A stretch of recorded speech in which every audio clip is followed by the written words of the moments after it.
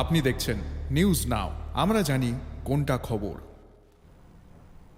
৩৫ বছর রাজত্বের পর বিশেষ কোনো পরিবর্তন করতে পারেনি কমিউনিস্ট পার্টি। পাহাড় দখলের স্বপ্ন ব্যর্থ হলো তাদের। গোটা রাজ্যে নিশ্চিহ্ন হয়ে গেছে সিপিআইএম। ঘরের মাটিতে আর ফেরা হবে না তাদের। বুদ্ধিজীবী মহল থেকে শুরু করে সাধারণ মানুষও আজ বুঝতে পেরে গেছে কারা সব সময় পাশে থাকছে এবং থাকবে। এমনই মন্তব্য রাজ্যের সহ সভাপতি সুবল ভৌমিকের।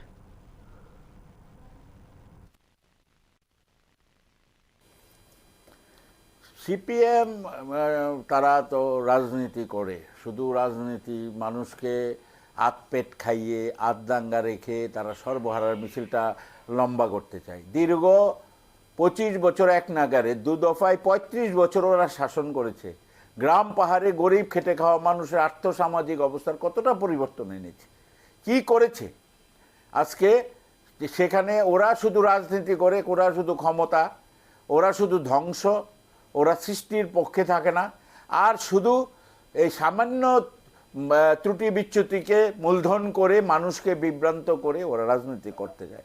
এই রাজ্যের জনজাতিরা দীর্ঘ 35 বছর শাসনে কমিউনিস্ট পার্টিকে খুব ভালো করে চিনতে পেরেছে।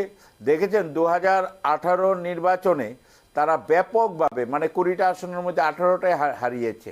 সেই যে একবার কমিউনিস্ট পার্টি, এটা শুধু ত্রিপুরা নয়, পশ্চিমবাংলা নয়, বা ভারতবর্ষে নয়, পৃথিবীর যেখানেই যখন একবার কমিউনিস্ট পার্টি চলে গেছে তারা আর ফিরে আসতে পারেনি। রাশিয়া, বুলগেরিয়া, হাঙ্গেরি, রোমানিয়া থেকে চেকোস্লোভাকিয়া, যত দেশ থেকে কমিউনিস্ট পার্টি চলে গেছে আর ফিরে আসতে পারেনি। ভারতবর্ষ পশ্চিমবঙ্গ, ত্রিপুরা থেকে চলে গেছে, টিম টিম করে জ্বলছে কেরলে, এবং সারা ভারতবর্ষ আজকে আর কোনোদিন ওরা ফিরে আসতে পারবে না কোনো রাজ্যে। সুতরাং কমিউনিস্ট পার্টির কথা এগুলো মানুষ শুনতে চায় না। এইসব কথা, এইগুলি মানুষকে নিয়ে রাজনীতি করার জন্য যেসব পরিকল্পনা, ওদের যে পাহাড় দখল করবে, এডিসি দখল করবে, সেটা ওরা সময় মতোই বুঝতে পারবে ওরা কোথায় দাঁড়িয়ে আছে।